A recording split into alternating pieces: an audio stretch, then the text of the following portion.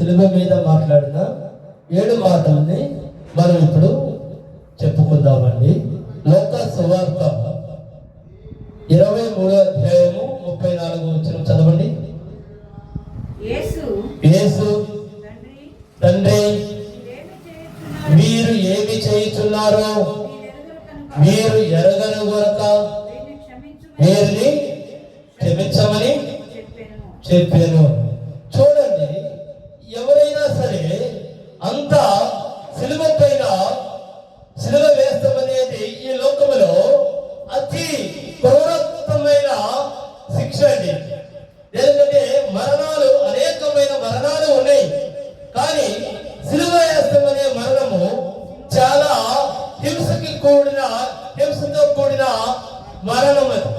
కానీ ఆయన ఏ పాపము చేయలేదు, ఆయనకి ఏ పాపము తెలియదు. కానీ ఆయన సిలువ వేసినప్పుడు ఒక్క మాట అయినను మరి యేసయ్య దూషించలేదండి. తండ్రి, మీరేమి చేస్తున్నారో వీరికి తెలియదు, క్షమించమని. చూడండి, ఆయన ఆ పరిస్థితుల్లో ఉంటూ కూడా మనందరినీ కూడా క్షమించాడు. క్షమించగలిగిన దేవుడు ఎవరనగా యేసయ్య. చూడండి, ఒక క్షమిస్తామనేది అందరి వల్ల కాదండి. అందరూ కూడా రోషములతో పగలతో ఉంటారు, కానీ మన ప్రేమ కలిగిన దేవుడు క్షమించే దేవుడు అండి. ఆయనకి ఏ పాపము చేయలా. అయ్యో, నా బిడ్డలని నేను కనుక క్షమించకపోతే ఇంకెవరు క్షమిస్తారు నా బిడ్డలని అని ఆయన సిలువ వేసినా సరే మన పరలోకపు తండ్రినైనా దేవదేవుడితో ఏం చెప్తున్నాడు? తండ్రి, వారు ఏమి చేయుచున్నారో వారు ఎరగరు. చూడండి, ఎంత గొప్ప మాట అండి. వారిని క్షమించండి అంటున్నారు. చూడండి, అదే విధముగా మత్తయి సువార్త 5వ అధ్యాయము 44వ వచనం చదవండి.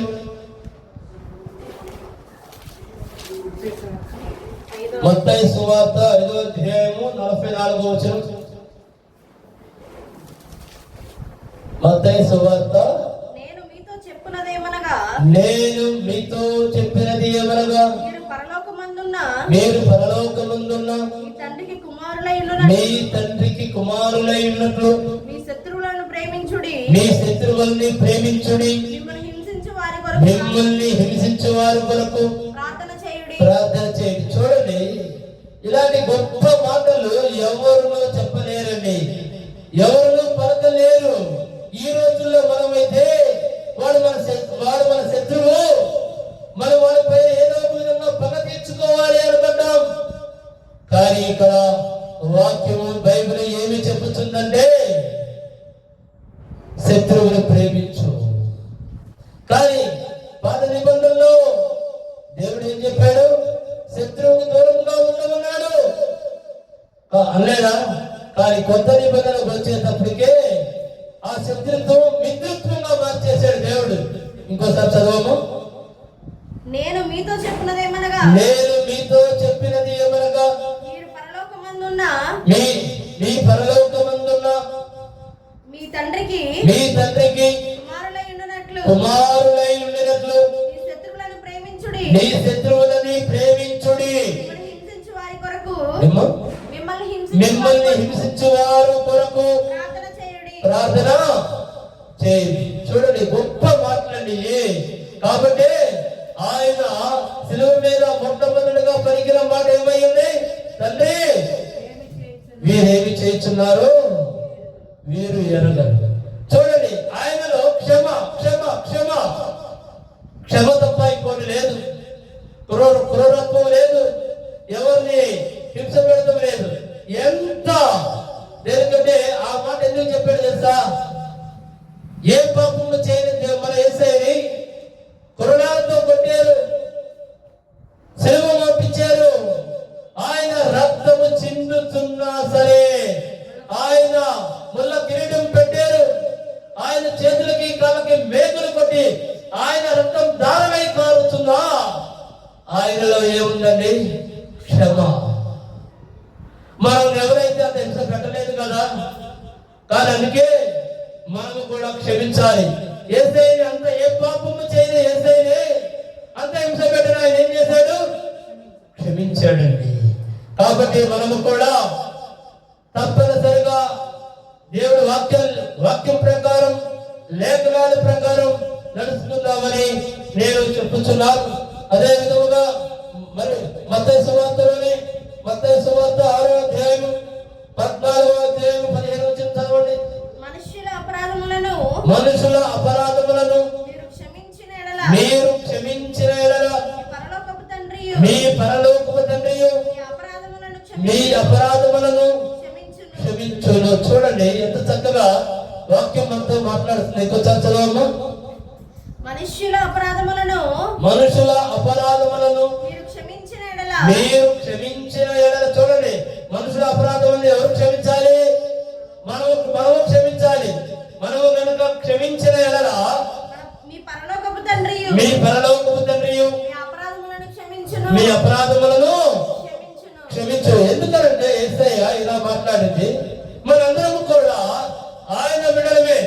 ఒకళ్ళ మీద ఒకళ్ళ కనుక పగల పెంచుకొని, ఒకళ్ళ మీద ఒకళ్ళ కనుక పగలు సాధిస్తే, ఒక తండ్రి ఉన్నాడు, ఆ తండ్రికి 4 సంతానము.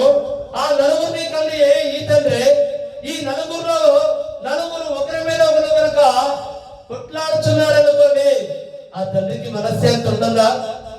ఆ 4 కలిగి ఈ తండ్రే కదా, ఆ తల్లిదండ్రులకు మనశ్శాంతి ఉంటుందా? ఉండదు. అందుకే నేను మిమ్మల్ని కన్నవాడిని, మీ పాపాలన్నీ నేనే తీసుకుని మిమ్మల్ని అందరినీ కూడా నేను క్షమిస్తున్నా. మీరు నా నుండి నేర్చుకోవాల్సింది ఏమనగా క్షమా అనేది యేసయ్య వాక్యం ద్వారా మనతో మాట్లాడుతున్నాడని ఇంకొకసారి చదవమ్మా. మహాద్భుతమైన వాక్యాలు. మనుషుల అపరాధములను మీరు క్షమించిన ఎడల మీ పరలోకపు తండ్రియు మీ అపరాధములను క్షమించును. చూడండి, గొప్ప మాటలండి. యేసయ్య మనకి ఏ ఒక్కరు కూడా చక్కగా వాక్యము చదివి, బైబిల్ చదివి, దేవుడికి కనుక మన హృదయంలో స్థానం ఇచ్చిన ఏ బిడ్డకి కూడా క్షమ మాత్రమే ఉంటుందండి, దయ మాత్రమే ఉంటుంది, ప్రేమ మాత్రమే ఉంటుందండి. మరొక వాక్య భాగానికి రెండో మాట చెప్పుకుందాము. లూకా సువార్త 23వ అధ్యాయము 43వ వచనం. అందుకు ఆయన వానితో నేడు నీవు నాతో కూడా పరదేశంలో ఉండువని నిశ్చయముగా నీతో చెప్పుచున్నానని అనేను. చూడండి, ఎందుకని యేసయ్య ఆ మాట మాట్లాడాల్సి వచ్చింది అనేది మనము చెప్పుకుందామండి. ఎందుకనగా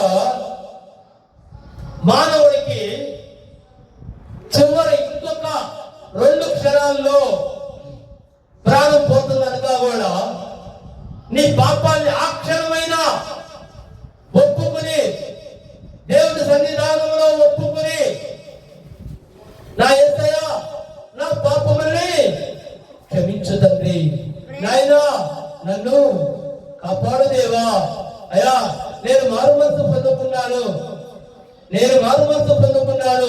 నాయనా, నేను తప్ప నాకు ఆధారం లేదని చనిపోయే తప్పుడైనా మారుమనసు పొందినట్లయితే ఏమన్నాడు అక్కడ యేసయ్య? నేడు నువ్వు నాతో కూడా పరదేశంలో ఉండువని నిశ్చయముగా. అబ్బా, ఎంత గొప్ప మాట్లాడి నిశ్చయముగా చెప్పేసాడు. ఎందుకంటే ఎలాంటి దొంగ యేసయ్యతో పాటు ఉన్నవాళ్ళు ఘోర పాపులండి, దొంగలండి, దుర్మార్గులండి. కానీ ఏ పరిస్థితుల్లో ఉన్నాడు? అక్కడ శిలువపై వేలాడుతూ ప్రాణం పోయే పరిస్థితిలో ఉన్నాడు. అవునా? ఆయనను ఆ క్షణములో నువ్వు మొరపెట్టినా నిన్ను యేసయ్య క్షమిస్తానికి, నిన్ను ఆదరిస్తానికి యేసయ్య సిద్ధముగా ఉన్నాడు. అయితే వాక్యం ద్వారా మాట్లాడుతాడు యేసయ్య. వాక్యం నుండి తెలుసుకుందాం. లూకా సువార్త 23వ అధ్యాయము 39వ వచనం. వేలాడవేయబడిన వేలాడబడిన ఆ నేరస్తులలో ఒకడు ఆయనను దూషించుచు నీవు క్రీస్తువు కదా నిన్ను నీవు రక్షించుకొనుము మమ్మును కూడా రక్షించమని చెప్పాను. అయితే రెండవవాడు వారిని గద్దించి నీవు అదే శిక్షా విధిలో ఉన్నావు గనుక దేవునికి భయపడవా మనకైతే ఇది న్యాయమే మనము చేసిన వాటికి తగిన ఫలము పొందుచున్నాము. కానీ ఈయన ఏ తప్పిదమును చెయ్యలేదని చెప్పి ఆయనను చూచి యేసు నీవు నీ రాజ్యములోనికి వచ్చినప్పుడు నన్ను జ్ఞాపకము చేసుకొనుమని అనెను. అందుకాయన వానితో నేడు నీవు నాతో కూడా పరదేశంలో ఉందమని నిశ్చయముగా నీతో చెప్పుచున్నాను. చూడండి, అక్కడ కూడా దేవుడు ఒక మానవుడికి ఒక అవకాశం ఇచ్చాడండి. అంటే ఇది ఎందుకని జరిగింది, ఎందుకని ఇట్లా జరిగింది అంటే అనేక మంది మనము పాపాలు చేసి ఉంటాం, మరణానికి సిద్ధముగా ఉన్నారేమో. ఆయనను నీ మరణ కాలంలో కూడా దేవుడు నీకు అవకాశం ఇచ్చాడండి. నువ్వు మంచాలున్నావేమో, ఇంకొక 5 నిమిషాల్లో చనిపోతావేమో, అప్పుడైనా నీకేసే అవకాశం ఇచ్చాడు. నువ్వు నరకానికి పోతాం దేవుడికి ఇష్టం లేదండి. దేనికంటే ఆ క్షణము నువ్వు యేసయ్యని అంగీకరించినా, నువ్వు ఆ క్షణము మారుమనసు పొందినా దేవుడు నిన్ను క్షమిస్తానికి సిద్ధముగా ఉన్నాడు. దయచేసి ఈ వాక్యంలో ప్రతి బిడ్డ తెలుసుకోండి, నీ ఆఖరి క్షణంలో కూడా దేవుడు నీతో ఉన్నాడు, నన్ను రక్షిస్తానికి నా దేవుడు ఉన్నాడు అని మీరు దయచేసి జ్ఞాపకం పెట్టుకోండి. మరొక వాక్య భాగానికి వెళ్దాం. 1 యోహాను 1వ అధ్యాయం 9వ వచనం. మన పాపములను మనము ఒప్పుకొనిన ఎడల ఆయన నమ్మదగినవాడును నీతిమంతుడును గనుక ఆయన మన పాపములను క్షమించి సమస్త దుర్నీతి నుండి మనల్ని పవిత్రులుగా చేసేదను. చూడండి, అంటే నువ్వు ఎక్కడైనా అబద్ధమాడు పర్వాలేదు, కానీ సర్వ సృష్టికర్త దగ్గర నువ్వు అబద్ధమాడలేవు. నువ్వు ఏ పాపం చేసావో ఆయనకి తెలుసు. ఆయన సన్నిధానానికి నువ్వు వచ్చినప్పుడు, ఆయన సన్నిధానంలో నువ్వు ఉన్నప్పుడు నువ్వు చేసిన ప్రతి పాపాన్ని తండ్రి ముందు ఒప్పుకొని దేవా నన్ను క్షమించు, ఇంకెన్నడూ నేను ఈ పాపము చేయనని నువ్వు కనుక మారు మనసు పొంది నీ పాపములు కనుక ఒప్పుకున్నట్లయితే నిన్ను ఆయన క్షమిస్తానికి సిద్ధముగా ఉన్నాడు. ఎందుకంటే ఆయన మనల్ని రక్షిస్తానికే వచ్చాడండి. ఆయన మనల్ని శిక్షిస్తానికి కాదు. ఆయన రక్షకుడు, ఆయనే లోక రక్షకుడు. ఆయన మనల్ని రక్షిస్తానికి వచ్చి ఉన్నాడు. మరొక వాక్య భాగంలో కన్నా లోకా సువార్త 19వ అధ్యాయం 10వ వచనం. నశించిన దానిని వెతికి రక్షించుటకు మనుష్య కుమారుడు వచ్చెనని అతనితో చెప్పారు. చూడండి, నశించిపోయావు, నువ్వు అనుకుంటున్నావు ఇంకా ఏమీ లేదు, నా జీవితం నశించిపోయింది, నన్ను ఆదరించేవారు లేరు అని నువ్వు అనుకుంటున్నావు. ఒక్కసారి యేసయ్య వైపు చూడు, నీ పాపంని యేసయ్య దగ్గర ఒప్పుకో. నశించిపోయేదని నువ్వు అనుకుంటున్నావు, దేవుడు ఇంకా సత్సలోము నశించిన దానిని వెతికి రక్షిస్తానికి మనుష్య కుమారుడు వచ్చేనని అతనితో చెప్పుచున్నాడు. నువ్వు నశించిపోయేవారు కానీ నిన్ను నేను వెతికి రక్షిస్తానని యేసయ్య వాగ్దానం ఇచ్చి ఉన్నాడు. ఎందుకంటే నువ్వు ఏ పరిస్థితుల్లో ఉన్నా నువ్వు మాత్రం నీ కొరకు నిన్ను వెతుకుచున్న దేవుడు ఉన్నాడని అని యేసు నామములో నేను చెప్పుచున్నా. మన కొరకు వెతుకుచున్న దేవుడు ఉన్నాడు. దేవుడే ఏ బిడ్డ నశించకూడదని. సరే, మూడవ మాట యోహాను సువార్త 19వ అధ్యాయము 26వ వచనం. యేసు యేసు తన తల్లియు తన తల్లియు తాను ప్రేమించిన శిష్యుడును దగ్గర నిల్చుండుట చూచి అమ్మా ఇదిగో నీ కుమారుడు అని తన తల్లితో చెప్పాను. తరువాత శిష్యుడు చూచి ఇదిగో నీ తల్లి అని చెప్పాను. ఆ గడియ నుండి ఆ శిష్యుడు ఆమెను తన ఇంట చేర్చుకొనెను. మరొక వాక్య భాగాల కన్నా నిర్గమాకాండము 20వ అధ్యాయం 12వ వచనం చూడండి. 20:12. నీ దేవుడైన యెహోవా నీకు అనుగ్రహించు దేశములో నీవు దీర్ఘాయుష్మంతుడవైనట్లు నీ తండ్రి నీ తల్లిని సన్మానింపు. ఎందుకంటే ఆ బాధ్యత ఎవరికి అప్పచెప్పాడని తన శిష్యుడికి అప్పచెప్పాడు. మనకి టైం లేకపోవటం వల్ల 4వ మాటకు కూడా వెళ్ళిపోదాము. 4వ మాట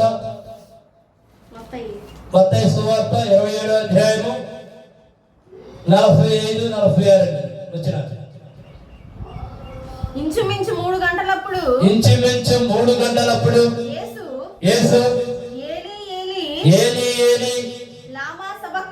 లామా సబక్తాని అని బిగ్గరగా కేక వేసి ఆ మాటకు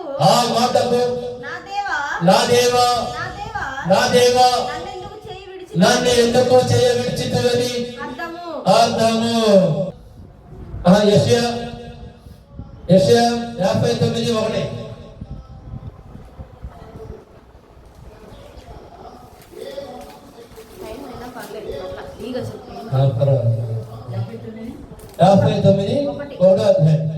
యెషయా 59:1. రక్షింపనేరకు ముందు వచ్చినట్లు యెహోవా హస్తము కొరత కాలేదు. విననేరకు ఉండినట్లు ఆయన చెవులు మందము కాలేదు. మీ దోషములు మీకును మీ దేవునికి అర్థముగా ఉన్నవి. చూడండి ఏం మాట్లాడుతున్నాడు అంటే, మన దోషములు అడ్డుగా ఉన్నాయి. మీరు అనేక మంది అనుకుంటున్నారు, నా దేవుడు నా మొర ఎందుకు ఆలకిస్తలేదు, నా కొరకు ఇది చేసిన దేవుడు నా మొర ఎందుకు ఆలకిస్తలేదు. ఇక్కడ మధ్యలో ఏమడ్డుగా ఉన్నాయి చెప్పండి. మన దోషములు అడ్డుగా ఉన్నాయి. ఆయన చేయ కృతకాల నిన్ను రక్షిస్తానికి. ఎప్పుడు ఆ దోషములు పోతాయి అంటే, నువ్వు రక్షణ పొందుకున్నప్పుడు, నువ్వు మాసు పొందినప్పుడు ఆ దోషములన్నీ జరిగిపోతే ఆ యేసయ్య నీ జీవితంలో అద్భుతాలు చేస్తాడు. మరొక వాక్య భాగానికి వెళ్దాం. రోమా 5వ అధ్యాయము 10వ వచనం చూడండి. ఏలయనగా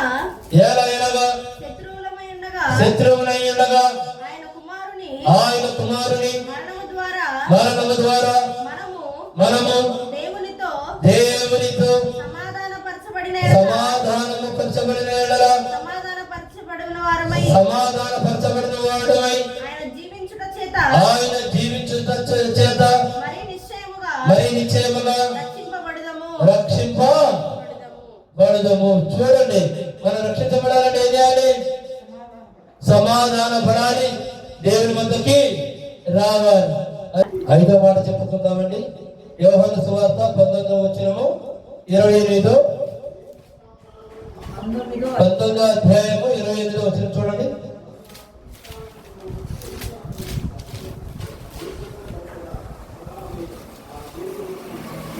యోహాను సువార్త 19వ అధ్యాయము 28వ వచనం. అటు తరువాత సమస్తమును అప్పటికి సమాప్తమైనదని యేసు ఎరిగి యేసు ఎరిగి లేఖనము నెరవేరినట్లు నేను తప్పికొనుచున్నానని అనెను. సరేనమ్మా. ఇంకో వాక్యం యోహాను సువార్త 7వ అధ్యాయము 37వ వచనం నుండి 38 వరకు.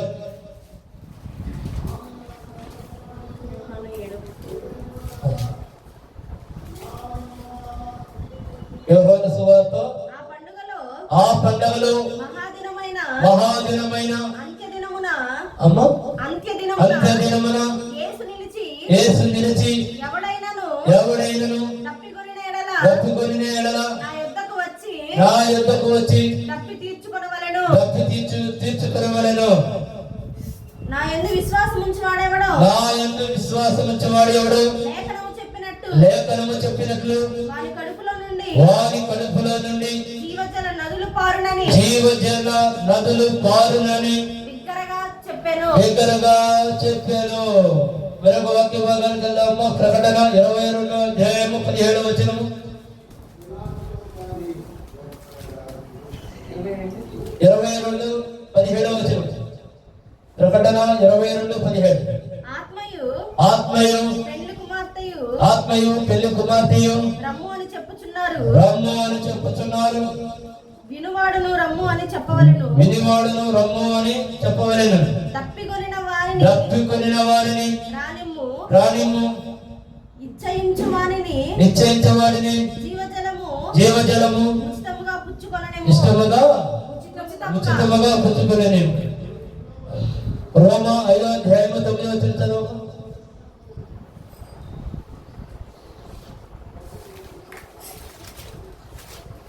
రోమా 5వ అధ్యాయము 9వ వచనం.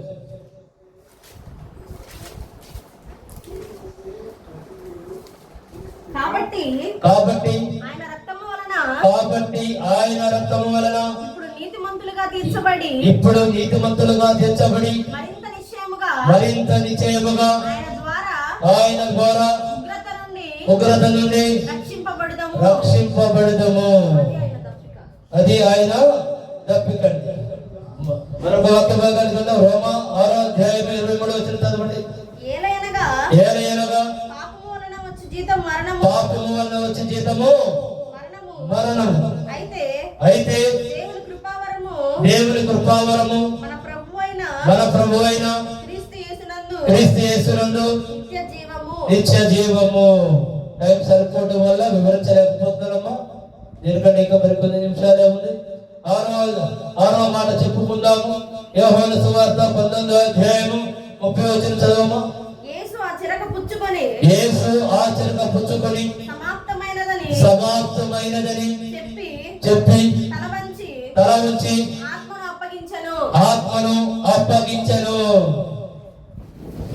యోహాను సువార్త 17వ అధ్యాయము 4వ వచనం చదవమా.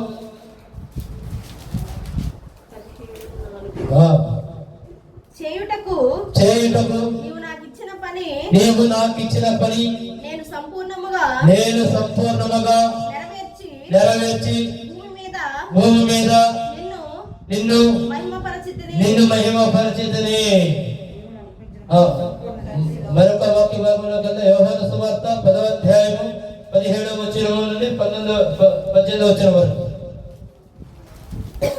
యోహాను సువార్త 10వ అధ్యాయము 17వ వచనము 17 నుండి 18 వరకు. నేను దానిని మరలా తీసుకొనున్నట్లు నా ప్రాణము పెట్టుచున్నాను. ఇందువలననే నా తండ్రి నన్ను ప్రేమించుచున్నాడు. ఎవడును నా ప్రాణము తీసుకొనడు. నా అంతట నేనే దాన్ని పెట్టుచున్నాను. దాన్ని పెట్టుటకు నాకు అధికారము కలదు. దాన్ని తిరిగి తీసుకున్నటకు నాకు అధికారము కలదు. నా తండ్రి వలన ఈ ఆజ్ఞ పొందితులని అనేను. అట్లాగే 7వ మాట చెప్పుకుందాం. లూకా సువార్త 23వ అధ్యాయము 44వ వచనం నుండి 46 వరకు. లూకా సువార్త 23వ అధ్యాయము 44వ వచనం నుండి 46 వరకు. అప్పుడు ప్రమారమి మధ్యాహ్నమైన అది మొదలుకొని 3 గంటల వరకు ఆ దేశమంతటను చీకటి కమ్మెను. సూర్యుడు అదృశ్యుడాయను. గర్భాలయపు ద్వారా తెర నడిమికి చినిగెను.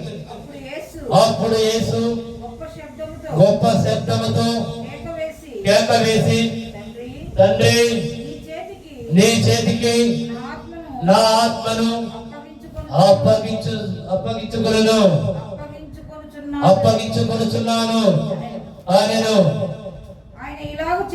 ఆయన ఇలాగు చెప్పి ప్రాణము విడిచెను.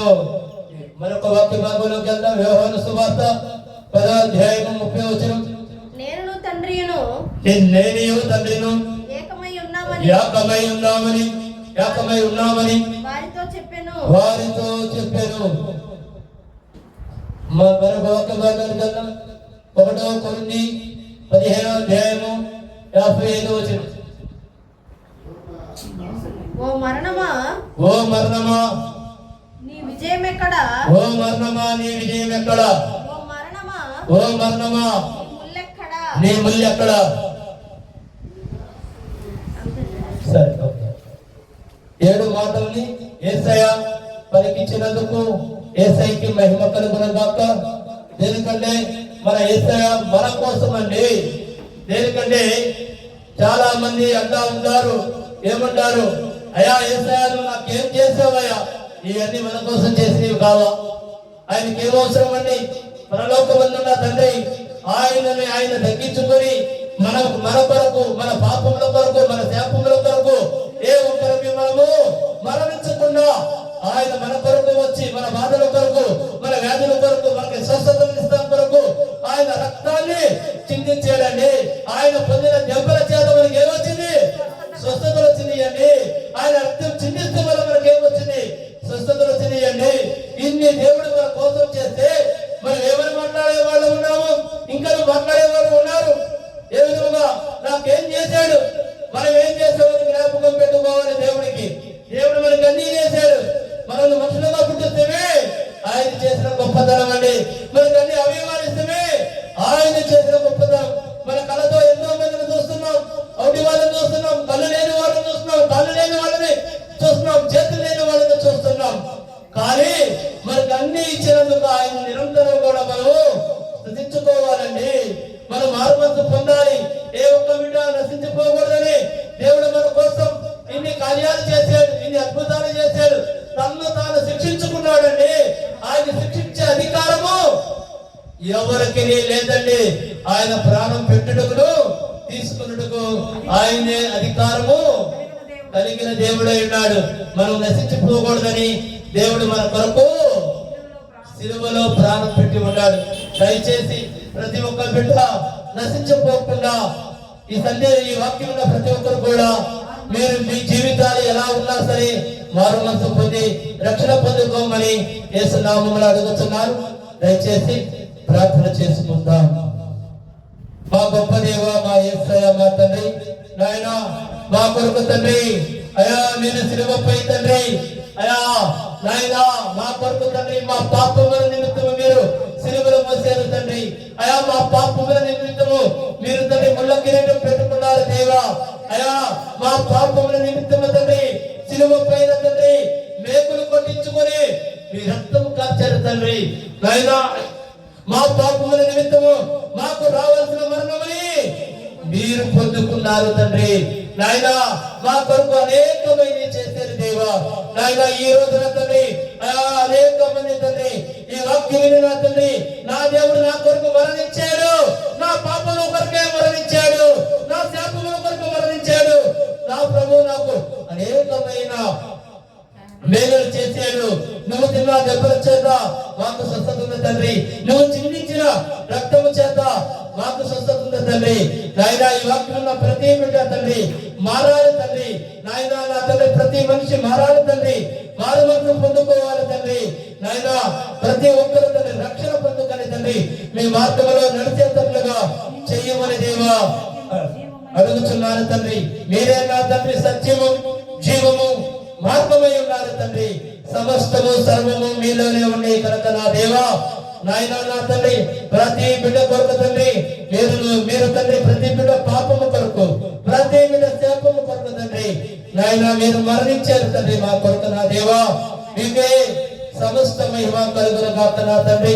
అయా ఈ రోజు తండ్రి అయా ప్రతి మందిరంలో చెప్పుచున్న ఈ వాక్యాలు ఇది నా తండ్రి అనేకమైన మనుషులు మారిన తండ్రి మారు మనసు పొందుకోవాలి తండ్రి ఆయన రక్షణ పొందుకోవాలని దేవా నజరేయుడైన యేసుక్రీస్తు నామములో ప్రార్థించి అడిగి వేడుకొనుచున్నాను మా ప్రియ పరలోకపు తండ్రి.